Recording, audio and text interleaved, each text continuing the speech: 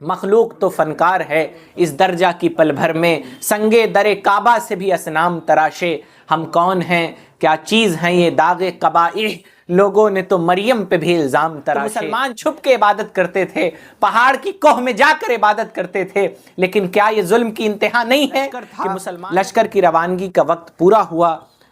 مدینہ شریف سے لشکر نے کوچ شروع کیا۔ حضرت عمر لشکر کو الوداع کہنے کے لیے مدینہ سے باہر تشریف لائے، سپاہ کو خطبہ دینا شروع کیا، اور خطبہ سے فراغت کے بعد آپ نے 4 بار اللہ اکبر کہا اور نعرہ جنگ بجا دیا گیا۔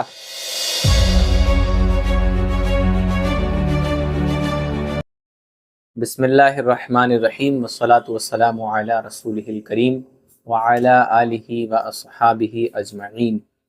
ان کے مولا کہ ان پر کروڑوں درود،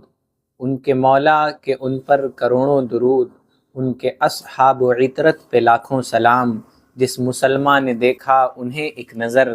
جس مسلمان نے دیکھا انہیں ایک نظر، اس نظر کی بصارت پہ لاکھوں سلام، اس نظر کی بصارت پہ لاکھوں سلام۔ ناظرین کرام، میں آپ کا میزبان محمد انس قادری، آپ دیکھ رہے ہیں دستک سلام، سیریز ہے صحابہ اکرام، بالخصوص ان 10 صحابہ اکرام کے تذکرے کے اوپر جن کو نبی پاک صلی اللہ تعالیٰ علیہ وآلہ وسلم نے زندگی میں ہی جنت کی بشارت عطا فرمائی، جنہیں تاریخ اسلام میں عشرہ مبشرہ کے نام سے یاد کیا جاتا ہے۔ آج اسی سلسلے کی ایک کڑی، ایک صحابی کا ذکر آپ کے سامنے پیش ہوگا۔ چشم فلک نے یہ دیکھا کہ جب بھی صحابہ اکرام اپنی محبتوں کا اظہار کرتے نبی علیہ السلام سے، تو نبی علیہ السلام سے فرماتے فدا کا ابی و امی یا رسول اللہ، میرے ماں باپ آپ پر فدا ہوں، میرے ماں باپ آپ پر نچھاور ہوں یا رسول اللہ۔ اور صرف کہتے ہی نہیں بلکہ جان نچھاور بھی کر دیتے۔ لیکن دنیا نے، آسمان کی آنکھوں نے وہ بھی منظر دیکھا کہ وہ نبی جس کے نام پر مردان عرب اپنی گردنیں کٹانے کو تیار ہیں، انہوں نے بھی ایک مرد مجاہد کے بارے میں جملہ کہا، اور اپنے ماں باپ کو قربان کر دینے کی بات نبی علیہ السلام نے جس خوش نصیب صحابی کے بارے میں فرمائی، آج انہی کا ذکر لے کر آپ کے سامنے حاضر ہیں۔ اور یہ کیوں نہ کہا جائے کہ اس صحابی کی صرف اتنی ہی فضیلت کافی ہے کہ نبی آخر الزماں صلی اللہ تعالیٰ علیہ وآلہ وسلم نے یہ مقدس کلمات آپ کی شان میں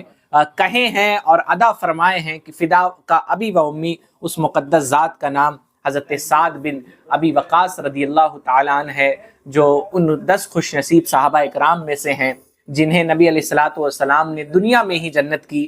بشارت عطا فرمائی، جو رشتے میں نبی علیہ السلام کے خاندانی ماموں بھی ہیں۔ آپ کا نام نامی سعد بن مالک ہے،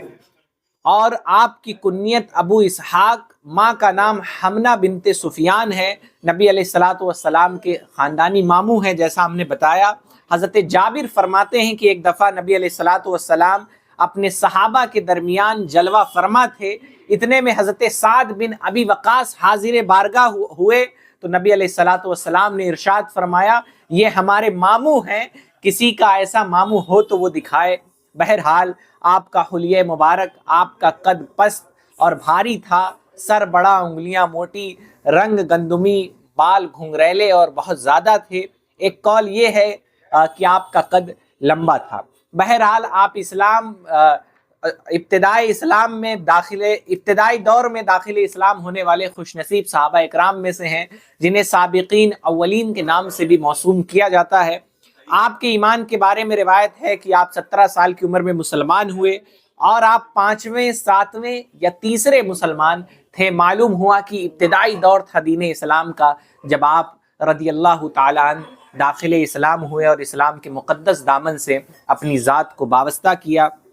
آپ نے سنا ہے کہ جب بھی کوئی ایمان لاتا تو کیسے کیسے مظالم اس کے اوپر، بیجا مظالم ڈھائے جاتے۔ آپ نے سنا ہوگا کہ جب ابتدائی اسلام میں صحابہ اکرام ایمان لاتے تو کس طرح کے مظالم ان کے اوپر ڈھائے جاتے۔ آپ نے پچھلی سیریز میں دیکھا ہوگا، سنا ہوگا کہ صحابہ اکرام پہ ظلم و تشدد کی انتہا کر دی گئی تھی۔ حضرت سعد رضی اللہ تعالیٰ عنہ کے سامنے بھی ایمان لانے کے بعد بہت بڑا چیلنج، بہت بڑی مصیبت کھڑی ہوئی، لیکن قربان جائیے حضرت سعد بن ابی وقاص رضی اللہ تعالی عنہ پر کہ جب آپ دامن اسلام میں داخل ہوئے تو آپ کے سامنے آپ کی ماں ہیں جو کہتی ہیں کہ اے سعد تو نے یہ کیا کیا، کیا میں تیرے بارے میں جو سن رہی ہوں تو نے یہ کیا کر کے رکھ دیا؟ حضرت سعد فرماتے ماں جو تو نے سنا ہے وہ حق ہے، میں دامن اسلام میں داخل ہو گیا ہوں۔ حضرت سعد رضی اللہ تعالیٰ عنہ جیسے فرما بردار صحابی، اپنی ماں کے فرما بردار بیٹے، لیکن ماں اس کے سامنے یہ مورچہ کھول دیتی ہے کہ کہتی ہے اگر تو پھر کر اپنے پرانے دین پر نہیں آتا تو یاد رکھ میں کھانا نہیں کھاؤں گی اور تیرے سامنے دم توڑ دوں گی۔ میں حضرت سعد سے جو ان کی ماں کی گفتگو ہے وہ آپ کے سامنے پیش کروں۔ حضرت سعد کو ان کی ماں نے بلا کر کہا اے سعد میں تمہارے بارے میں کیا سن رہی ہوں؟ حضرت سعد کا جواب تھا ماں تم نے جو میرے اور میرے دین کے بارے میں سنا ہے وہ حرف بحرف صحیح ہے۔ ماں نے کہا اگر صحیح ہے تو تم اپنے ماں باپ کے دین سے ہٹ کر دوسرے دین کے پیروکار ہو چکے ہو، تو اب میرا بھی فیصلہ سن لو۔ میں قسم کھاتی ہوں اس وقت تک نہ کچھ کھاؤں گی نہ پیوں گی جب تک تم اپنے نئے دین کو چھوڑ کر قدیم دین میں واپس نہیں آ جاتے۔ جب میں بھوک و پیاس کی شدت سے تڑپوں گی تو تیرا دل شدت علم سے پھٹ جائے گا اور احساس ندامت کے ساتھ تو اپنے دین سے پھر جائے گا، اور اگر تو نے ایسا نہ کیا تو ماں نے یہ کہا تھا کہ رہتی دنیا تک لوگ تجھے ملامت کرتے رہیں گے، تجھے ماں کا قاتل کہتے رہیں گے۔ حضرت سعد نے کہا اے ماں ایسا مت کرو، اب دنیا کی کوئی چیز مجھے میرے دین سے منحرف نہیں کر سکتی۔ لیکن وہ عورت بھی پختہ ارادے والی تھی، وہ اڑ گئی اور چشم فلک نے یہ نظارہ دیکھا کہ حضرت سعد رضی اللہ تعالیٰ عنہ کس استقامت کے ساتھ اپنے دین پر قائم رہے۔ دنیا تاریخ و ادب، دنیا محبت و عشق آپ چھان لیں، شاید دنیا میں کوئی ایسی محبت نہ ملے جہاں صحابہ اکرام دعویٰ کر رہے ہیں فدا کا ابی و امی یا رسول اللہ، وہیں صحابہ اکرام نے نبی علیہ الصلوۃ والسلام پر اپنی جان مال جہاں قربان کی وہیں ماں باپ بھی قربان کر کے دکھائے، وہیں ماں باپ کا سوال آیا تب بھی صحابہ اکرام اپنے دین پر، حق راستے پر، سچے راستے پر اڈگ اور اٹل رہے اور استقامت کے ساتھ قائم رہے۔ بہرحال کچھ دنوں بعد جب کچھ زمانہ دراز ہو گیا تو ماں کی حالت خراب ہونے لگی، جسم کمزور ہو گیا، ہڈیاں کمزور پڑنے لگیں اور جسم کی ساری توانائیاں مضبوطیاں جواب دے گئیں۔ حضرت سعد فرماتے ہیں میں اس کے پاس کچھ وقفے سے آتا اور کہتا کہ کچھ کھانا پانی لے لو تاکہ تمہاری جان بچ سکے۔ وہ ہر بار سخت انکار کرتی اور اپنی قسم کو دہراتی۔ میں نے اس کی یہ شدت دیکھ کر فیصلہ کن انداز میں کہا اے میری ماں جتنی محبت میں تم سے کرتا ہوں اس سے کہیں زیادہ محبت اللہ اور اس کے رسول عز و جل و صلی اللہ تعالی علیہ وآلہ وسلم سے کرتا ہوں۔ سنو تمہارے جسم میں ایک جان نہیں 1000 جانیں ہوں اور میری نظر کے سامنے ایک کے بعد ایک تمہاری جسم سے وہ جانیں نکلتی جائیں تب بھی میں اپنے دین کو نہیں چھوڑ سکتا۔ ماں نے جب اپنے بیٹے کا یہ تسلب اور عزم اور ارادہ دیکھا تو عقل اس کی ٹھکانے آئی اور وہ اپنی بیجا ضد کو، اپنی غلط ضد کو ماں نے چھوڑا۔ اللہ عز و جل نے اس موقع پر قرآن مجید سورہ عنکبوت کی آیت نمبر 8 بھی نازل فرمائی۔ بہرحال آپ کو یہ مبارک شرف بھی حاصل ہے کہ آپ نے راہ حق میں جو باطل طاقتیں تھیں، جو ایسی طاقتیں تھیں جو برائیوں کو فروغ دیتی تھیں، ایسی طاقتیں جو کفر، شرک، بچیوں کو زندہ درگور کرنا، شراب نوشی، جوئے کو فروغ دیتی تھیں، آپ ان کے مقابل خون بہانے والے سب سے پہلے صحابی ہیں۔ آپ ہی نے ایک شخص پر وار کیا۔ ہوا کچھ یوں کہ مسلمان جب ابتدائی دور تھا تو چپکے چپکے عبادت کیا کرتے، کسی پہاڑ کی کوہ میں جا کر لوگوں کی نظر سے چھپ کے عبادت کیا کرتے۔ ایک بار حضرت سعد اپنے چند ساتھیوں کے ساتھ گھاٹی میں چھپ کر نماز پڑھ رہے تھے کہ مشرکین کا ایک گروہ، ایک ٹیم وہاں پر پہنچی اور کفر کے متوالوں کو، ان کو تو یہ برداشت نہیں تھا کہ مسلمان معبود حق کے سامنے سر نگو ہوں، مسلمان معبود حق اللہ تعالیٰ کے سامنے اپنے سر کو جھکائیں، لہٰذا وہ وہاں پہنچے اور صحابہ پر تان و تشنیع کرنی شروع کی، زبانیں لمبی کی، یہاں تک کہ بات بڑھی اور آپس میں لوگ گتھم گتھا ہو گئے۔ اللہ کے شیر حضرت سعد بن ابی وقاص رضی اللہ تعالیٰ عنہ نے ایک مشرک کو اس زور سے اونٹ کی ہڈی سے ضرب لگائی کہ اس کا خون بہ نکلا اور وہ کافر لہو لہان ہو گیا۔ تاریخ اسلام کا یہ پہلا خون تھا جو ایک مسلمان کے ہاتھوں دشمن اسلام کا بہایا گیا تھا۔ اور تاریخ کے اس باب میں یہ بھی یاد رکھنا چاہیے کہ مسلمانوں نے کبھی کسی کو پہلے تکلیف نہیں پہنچائی۔ مسلمانوں نے جو جنگیں لڑی ہیں، جو خون بہا ہوا ہے، جو وار کیا ہے، وہ ہمیشہ اپنی مدافعت میں کیا ہے۔ التزام تو یہاں تک کیا گیا تھا کہ انہیں عبادت نہیں پسند تھی اللہ کی، تو مسلمان چھپ کے عبادت کرتے تھے، پہاڑ کی کوہ میں جا کر عبادت کرتے تھے۔ لیکن کیا یہ ظلم کی انتہا نہیں ہے کہ مسلمانوں کو وہاں پر بھی اللہ تعالیٰ کی عبادت کرنے سے روکا جاتا تھا، ان پہ طعن و تشنیع کی جاتی تھی، ان سے لڑائی جھگڑا کیا جاتا تھا، ان پہ ظلم و تشدد کیا جاتا تھا، اور باطل کی طرف پہلا تیر چلانے کا شرف بھی حضرت سعد بن ابی وقاص رضی اللہ تعالیٰ عنہ کو حاصل ہے۔ آپ خود فرماتے ہیں کہ میں ہی پہلا عرب ہوں جس نے راہ خدا میں تیر چلایا۔ بہرحال حضرت سعد جنگ بدر، جنگ احد، جنگ خندق اور تمام تر غزوات میں نبی علیہ الصلوۃ والسلام کے ساتھ شامل رہے۔ جب حضور صلی اللہ تعالیٰ علیہ وآلہ وسلم بدر میں آپ کے چھوٹے بھائی حضرت عمیر بھی شریک تھے، جب نبی علیہ السلام مجاہدین اسلام کا جائزہ لینے لگے، اور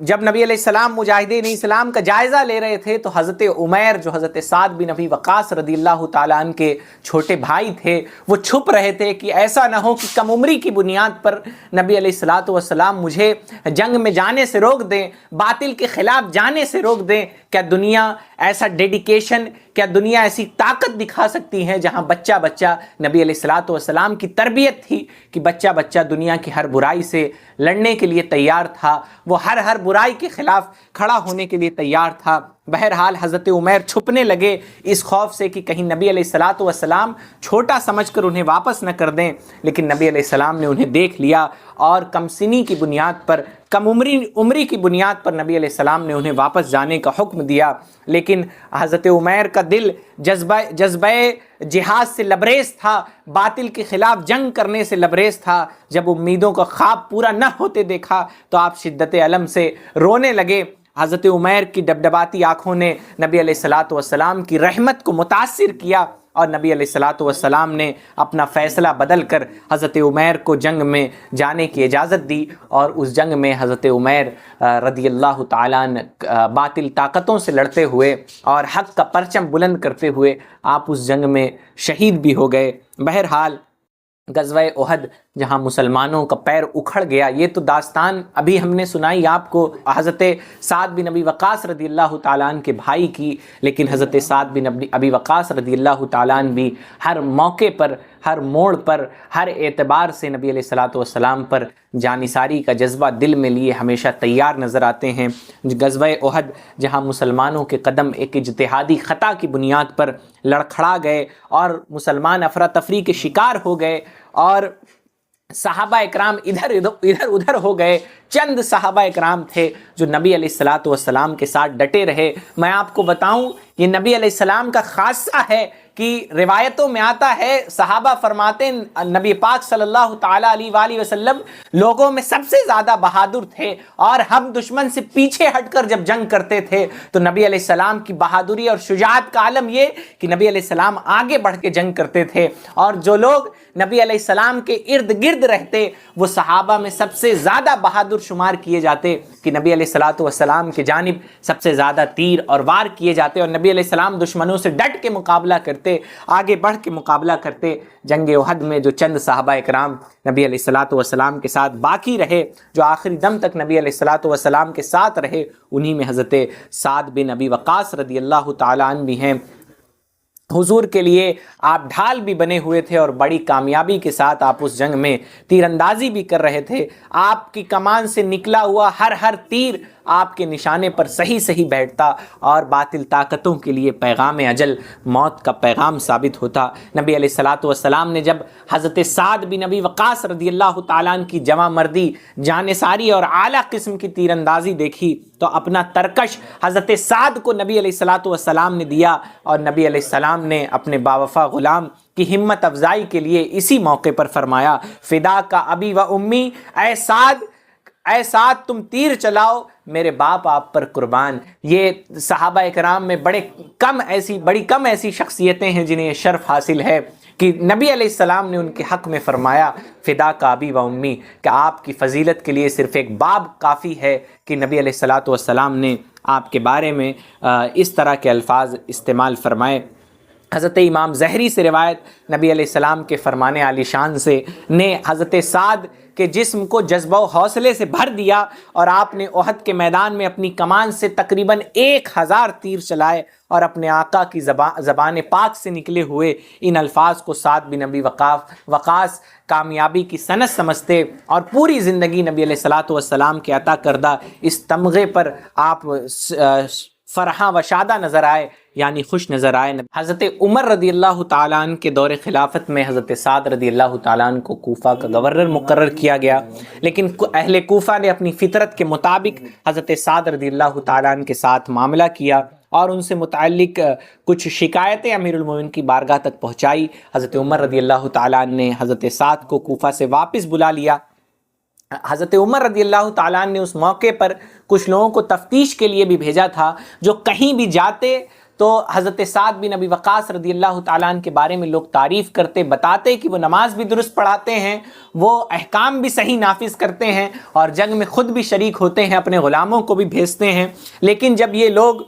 بنی عبد کی مسجد میں پہنچے تو ان میں سے ایک شخص کھڑا ہوا جس کا نام اسامہ بن قتادہ اور کنیت ابو سعدہ تھی۔ اس شخص نے کھڑے ہو کر کہا کہ جب تم لوگوں نے مجھے قسم دے کر مجبور کر دیا ہے تو سنو، سعد کبھی لشکر کے ساتھ جنگ میں نہیں جاتے اور مال غنیمت برابر تقسیم نہیں کرتے۔ یہ سن کر حضرت سعد نے فرمایا کہ میں تجھے 3 بد دعائیں دیتا ہوں۔ حضرت سعد نے اللہ تعالیٰ کی بارگاہ میں عرض کیا، ہے اللہ، اگر یہ تیرا بندہ جھوٹا ہے جو حضرت سعد کی شکایت کر رہا تھا اور محض دکھاوے کے لیے کھڑا ہے، تو اسے لمبی عمر دے اور اسے تنگ دستی میں مبتلا کر دے اور اسے فتنوں کی نظر فرما دے۔ حضرت سعد کی دعا قبول ہوئی، اور ایسا ہی ہوا۔ جب اس انسان سے پوچھا جاتا تو یہ کہتا کہ میں فتنوں میں مبتلا ایک بوڑھا شخص ہوں، مجھے سعد کی بد دعا لگی ہے۔ اسی حدیث جو میں نے اوپر بتائی، اس کے راوی حضرت عبد الملک فرماتے ہیں، میں نے اس کو دیکھا، اس بوڑھے شخص کو، کہ بڑھاپے کی وجہ سے اس کی بھویں لٹک کر اس کی آنکھوں پر آ پڑی، اور راہ چلتی لڑکیوں کو چھیڑتا اور ان کی چٹکیاں لیتا۔ وہ اس قدر فتنے میں مبتلا ہو گیا۔ حضرت سعد رضی اللہ تعالیٰ عنہ کہ دعا کے لیے نبی علیہ السلام نے بھی ایک موقع پر ان کو یہ دعا دی تھی کہ اللہ تعالیٰ ان کی دعا کو ہمیشہ قبولیت سے نوازے۔ بہرحال حضرت عمر نے آپ کو پھر سے کوفہ کا گورنر مقرر فرمایا، اور ایک قول یہ ہے کہ جب دوبارہ حضرت عمر نے آپ کو گورنر بنانا چاہا تو حضرت سعد بن ابی وقاص رضی اللہ تعالیٰ عنہ نے معذرت پیش کر لی۔ حضرت سعد کے لیے یہ پہلو خاص توجہ کا طالب ہے کہ لوگوں نے، امت نے اپنے مصلحین کے ساتھ کبھی اچھا برتاؤ نہیں کیا۔ امت میں کچھ لوگ ایسے افراد ہمیشہ موجود رہے ہیں، لیکن حضرت سعد بن ابی وقاص رضی اللہ تعالیٰ عنہ گورنر تھے، بڑے عہدے پہ تھے، چاہتے اس کو قید کر لیتے، اس پہ ظلم و ستم کرتے، لیکن نہیں، انہوں نے اللہ تعالیٰ کی بارگاہ میں دست دعا دراز کیا اور اس کے لیے دعا کی۔ بہرحال حضرت سعد بن ابی وقاص رضی اللہ تعالیٰ عنہ کا یہ رویہ ان لوگوں کے لیے نمونہ عمل ہونا چاہیے جو آج دین کی راہ میں نکلے ہیں، جو دین کا کام کیے چاہتے ہیں، کہ جب لوگوں نے حضرت سعد بن ابی وقاص رضی اللہ تعالیٰ عنہ اور خود نبی علیہ السلام پہ بھی تہمتیں باندھی گئی، حضرت مریم اور کن کے مقربین بارگاہ کتنے ایسے بندے ہیں جن پر دنیا والوں نے تہمتیں باندھی۔ کسی شاعر نے کہا ہے، مخلوق تو فنکار ہے اس درجہ کی پل بھر میں، سنگے در کعبہ سے بھی اصنام تراشے، ہم کون ہیں کیا چیز ہیں یہ داغ قبائح، لوگوں نے تو مریم پہ بھی الزام تراشے۔ بہرحال جو لوگ برائی کرتے ہیں اللہ تعالیٰ انہیں ان کے انجام تک ضرور پہنچاتا ہے، اور اس شخص کو حضرت سعد بن ابی وقاص رضی اللہ تعالیٰ عنہ کی جھوٹی برائی کرنے، جھوٹی شکایت کرنے کی سزا ملی۔ بہرحال ایک دن اللہ کے محبوب صلی اللہ تعالیٰ علیہ وآلہ وسلم محو خواب تھے، اچانک نبی علیہ السلام بیدار ہوئے۔ حضرت عائشہ رضی اللہ تعالیٰ عنہ سے انہوں نے ایک نیک پہرے دار کی خواہش ظاہر فرمائی، ادھر حضور نے تمنا ظاہر فرمائی، ادھر حضرت سعد رضی اللہ تعالیٰ عنہ، حضرت سعد رضی اللہ تعالیٰ عنہ حاضر بارگاہ ہو گئے۔ بہرحال آپ سے متعلق قرآن کریم کی متعدد آیت کریمہ نازل ہوئی، متعدد آیتیں اللہ تعالیٰ نے آپ سے متعلق نازل فرمائی۔ آپ رزق حلال کا بڑا اہتمام کرتے، آپ کی اگر معاشی زندگی پہ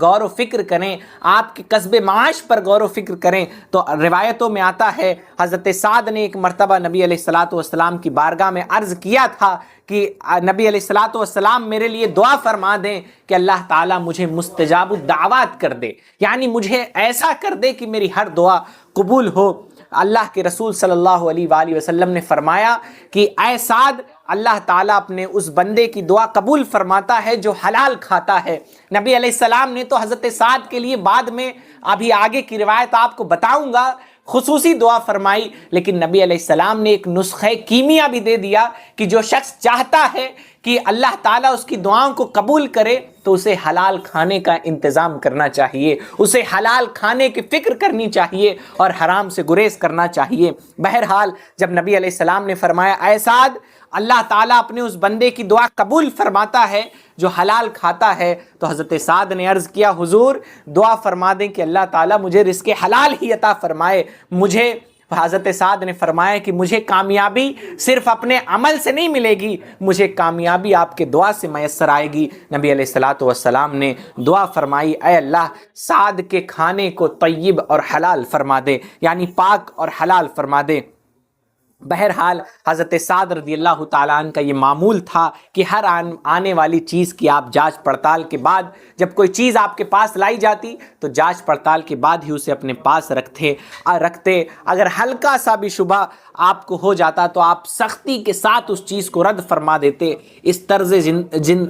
زندگی پر اللہ تعالیٰ کا خصوصی فضل آپ کی طرف متوجہ ہوا، آپ کا شمار مسلمانوں کے مالدار افراد میں ہوتا۔ آپ نے اپنے وصال کے وقت غیر معمولی دولت چھوڑی، بہت زیادہ دولت چھوڑی۔ بہت کم ایسا ہوتا ہے کہ صفت حلال اور کثرت دولت یہ ایک شخص میں اکٹھا ہو جائے، یعنی کوئی مالدار بھی ہو اور پھر نیکوکار بھی ہو، یہ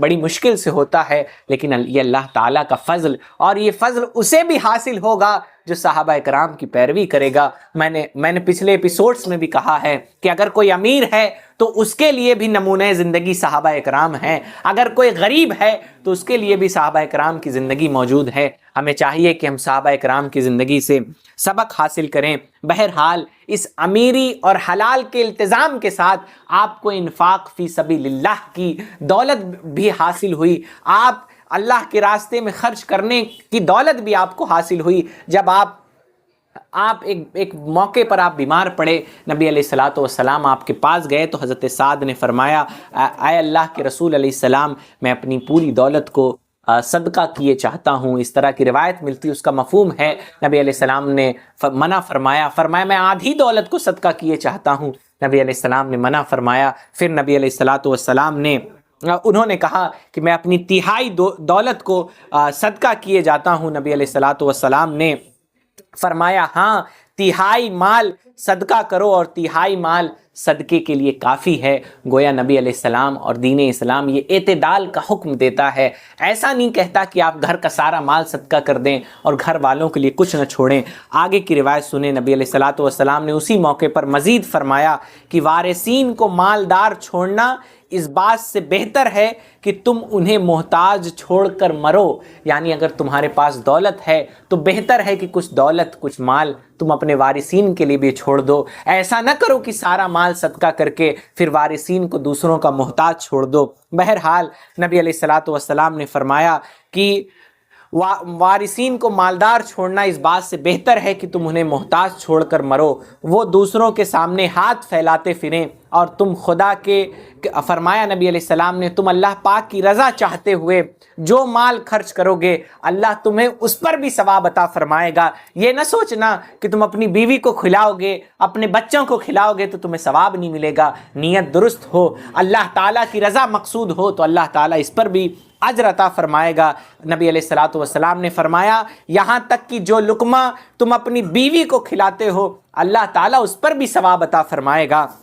یہ دین اسلام کا اعتدال ہے۔ دین اسلام ہی وہ دین ہے جو تمام انسانیت کو آج بھی چیخ چیخ کر دعوت فکر دے رہا ہے کہ لوگ آغوش اسلام میں آئیں اور اس دین فطرت کو قبول کریں، اور دین اسلام کے دامن ہی میں عافیت اور نجات ہے۔ مسلمانوں کے لیے یہ حکم تو ہر مسلمان کے لیے ہے کہ وہ اللہ و رسول سے، نبی علیہ الصلوۃ والسلام سے اپنی جان، مال، عزت، آبرو، ماں باپ سب سے زیادہ بڑھ کر محبت کریں، اور یہ ایمان کا معیار ہے اور مومن کا معیار ہے۔ نبی علیہ الصلوۃ والسلام کی محبت یہ شرط ایمان ہے اور اصل ایمان ہے۔ حضرت سعد رضی اللہ تعالیٰ عنہ کی عملی زندگی ہو یا جذباتی زندگی ہو، ہر موقع پر حضرت سعد رضی اللہ تعالیٰ عنہ کی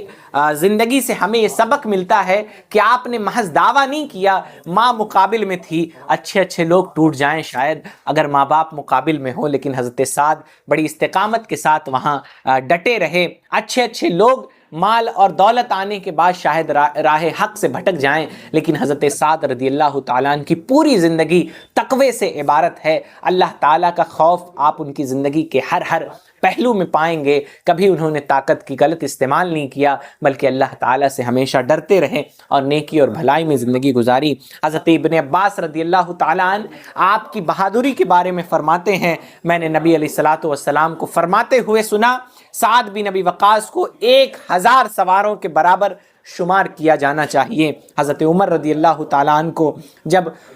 ایران کی طرف سے مسلسل تشویشناک اور بے چین کرنے والی خبریں موصول ہو رہی تھیں، تو حضرت عمر رضی اللہ تعالیٰ عنہ نے یہ فیصلہ کیا کہ خود حضرت عمر رضی اللہ تعالیٰ عنہ خود ایران کی طرف جائیں۔ آپ گئے بھی، لیکن راستے میں صحابہ اکرام کے مشورے سے کہ خود امیر المومنین کا وہاں جانا یہ بہتر نہیں ہے، حضرت عمر لوٹ آئے، اور حضرت عمر رضی اللہ تعالیٰ عنہ نے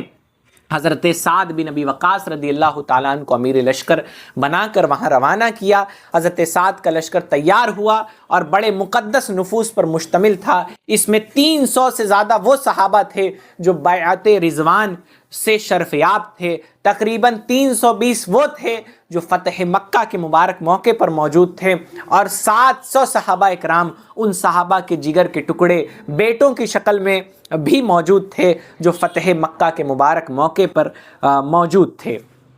بہرحال جب آپ جانے لگے تو حضرت سعد رضی اللہ تعالیٰ عنہ کے لشکر کی تعداد اس وقت تقریباً 30,000 تھی، لیکن ایرانیوں کے لشکر کے مقابلے میں یہ تعداد کچھ نہیں تھی۔ ایرانیوں کے پاس تقریباً 1,00,000 سے بھی زیادہ کا لشکر تھا۔ لشکر کی روانگی کا وقت پورا ہوا، مدینہ شریف سے لشکر نے کوچ شروع کیا۔ حضرت عمر لشکر کو الوداع کہنے کے لیے مدینہ سے باہر تشریف لائے، اور حضرت عمر رضی اللہ تعالیٰ عنہ نے حضرت سعد بن ابی وقاص رضی اللہ تعالیٰ عنہ کو وداع کرتے وقت کچھ نصیحتیں دیں، کچھ نصیحتیں کیں کہ تم وہاں جانا تو اس طرح کے معاملات کرنا۔ یہ نصیحت دنیا کی تمام طاقتوں کے لیے آج درس عبرت ہے۔ آج طاقت آنے کے بعد کون مظلوموں کو چھوڑتا ہے؟ آج طاقت آنے کے بعد کون بے سہاروں کا سہارا بنتا ہے؟ آج طاقت آنے کے بعد کون مظلوموں کو چھوڑتا ہے؟ آج طاقت آنے کے بعد کون غریبوں پہ ظلم نہیں ڈھاتا؟ کون سی سرکار اور گورنمنٹ ہے جو غریبوں پہ ظلم نہیں ڈھاتی؟ لیکن حضرت عمر کی نصیحت سنیں، حضرت سعد رضی اللہ تعالیٰ عنہ کو انہوں نے کیا فرمایا؟ کہا، اے سعد، تم اس بات سے دھوکہ نہ کھانا کہ تم اللہ کے رسول صلی اللہ تعالیٰ علیہ وآلہ وسلم کے ماموں اور ان کے صحابی ہو۔ اللہ تعالیٰ گناہ کو گناہ کے ذریعے معاف نہیں کرتا، بلکہ وہ گناہ کو نیکی کے ذریعے معاف کرتا ہے۔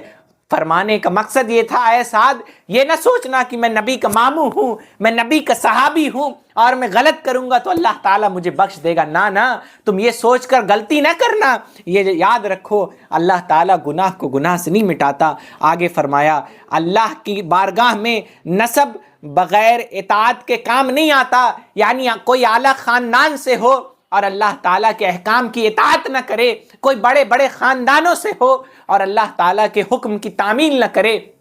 تو پھر یہ نسب اس کے کام نہیں آتا۔ فرمایا، لوگ دنیا میں اپنے خاندان کے اعتبار سے اعلیٰ ہوں یا عرفہ، وہ سب اللہ کے بندے ہیں اور اس کی نظر رحمت میں سب برابر ہیں۔ اس کی بارگاہ میں رتبہ صرف تقوی یعنی اللہ تعالیٰ سے ڈرنے کی بنیاد پر ہے، گناہ چھوڑنے کی بنیاد پر ہے، نیکیاں کرنے کی بنیاد پر ہے، نیکیاں کرنے کی بنیاد پر بلند ہوتا ہے۔ فرمایا اور انسان تقوی کے ذریعے ہی خدا تعالیٰ کی اخروی نعمتیں حاصل کرتا ہے۔ تم ہر معاملے میں نبی علیہ الصلاۃ والسلام کے طرز عمل کو دیکھنا، اس کو لازم پکڑ لینا، کیونکہ یہ ایسی بات ہے کہ جس کا نافذ کرنا سب کے لیے ضروری ہے، سب کے حق میں ہے، سب کے ہت میں ہے۔ بہرحال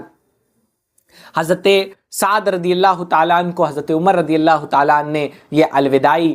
نصیحت کے ساتھ یہ بھی حکم دیا تھا کہ تم خط و کتابت کرتے رہنا، خط کے ذریعے مجھے حالات بتاتے رہنا۔ بہرحال حضرت سعد رضی اللہ تعالیٰ عنہ نے امیر المومنین کے حکم کی تعمیل میں مکمل طور پہ آپ کو وہاں کے حالات سے آگاہی دیتے رہے۔ امیر المومنین کے حکم کے مطابق حضرت سعد نے پہلے جنگ نہیں کی، بلکہ اپنے ایک نمائندے کو رستم کے پاس بھیجا، جو کافی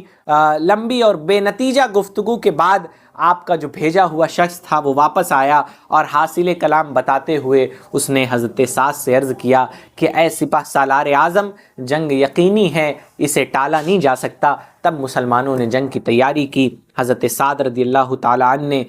جنگ کی، اور اس موقع پر آپ کو بتاتا چلوں کہ حضرت سعد رضی اللہ تعالیٰ عنہ کی طبیعت بھی ناساز تھی۔ وہ چاہتے تھے جنگ یا تو پہلے ہو جاتی یا تو کچھ دن بعد ہوتی، لیکن مسلمان مجبور تھے، سامنے سے جنگ کی دعوت آ رہی تھی۔ بہرحال نبی علیہ الصلاۃ والسلام کا یہ ارشاد اس موقع پر حضرت سعد رضی اللہ تعالیٰ عنہ کے لیے حوصلہ بنا کہ نبی علیہ السلام نے فرمایا طاقتور مومن کو کوئی بہانہ اس کے مقصد سے روک نہیں سکتا اور نہ ہی اس کو عاجز کر سکتا ہے۔ بہرحال ان کے جسم میں اس فرمان نے تازہ روح پھونک دی۔ وہ کھڑے ہوئے اور اپنے سپاہ کو خطبہ دینا شروع کیا، اور خطبہ سے فراغت کے بعد آپ نے 4 بار اللہ اکبر کہا اور نعرہ جنگ بجا دیا گیا۔ اس بیماری کے عالم میں آپ کی آواز صدائے شیر کی طرح بلند ہوئی، اور وہ اس جانب سے کوئی ہو، بڑے بڑے پہلوان ہوں، بڑے بڑے جنگجو ہوں، سب کو جو ہے پست کر کے مسلمانوں نے اس میدان کو فتح کر لیا، اور اس کے بعد وہ شہر مدائن کی طرف انہوں نے رخ کیا۔ مسلمانوں کے لیے بہت بڑا سوال تھا کہ مدائن تک پہنچنے کے لیے انہیں دریائے دجلہ پار کرنا تھا، اور دریائے دجلہ اس وقت اپنے شباب پر تھا، یعنی بہت پانی، بہت لہریں اس میں تھی، لیکن جب مومن اپنے کمال پر آتا ہے تو بڑی بڑی موجیں بھی اسے نہیں روک سکتی۔ بہرحال حضرت سعد رضی اللہ تعالیٰ عنہ نے آج اپنے کمال ایمان کو دکھایا۔ حضرت سعد نے حکم دیا کہ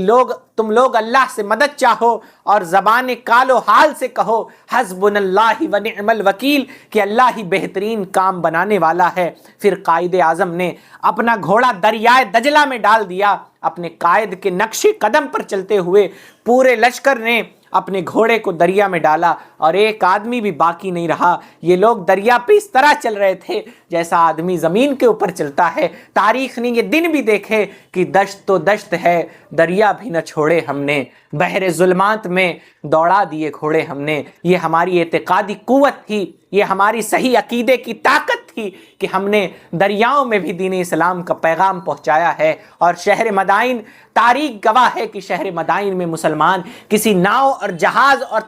اور کسی ٹیکنالوجی کے ذریعے نہیں، بلکہ توکل اللہ، اللہ پہ بھروسے کے مدد سے مسلمانوں نے دریائے دجلہ پار کیا اور اپنے منزل کی طرف رواں دواں ہوئے۔ بہرحال حضرت سعد بن ابی وقاص رضی اللہ تعالیٰ عنہ کی ساری زندگی ہمارے لیے نمونہ عمل ہے، لیکن یہ پہلو بہت خاص ہے کہ آج چھوٹی چھوٹی پریشانیوں پر لوگ اللہ تعالیٰ سے بھروسہ اٹھ جاتا ہے، چھوٹی چھوٹی پریشانیوں پر لوگ معاذ اللہ تعالیٰ سے شکوہ کرنے لگتے ہیں، لیکن ان کا جذبہ دیکھیں۔ بہرحال اللہ تعالیٰ ان کا صدقہ ہمیں عطا فرمائے۔ حضرت سعد بن ابی وقاص رضی اللہ تعالیٰ عنہ پر لوگ مکمل بھروسہ فرماتے۔ آپ کی شناخت لوگوں میں ایک سچے، دیانتدار، متقی اور پاک باز مومن کامل کے طور پر تھی۔ حضرت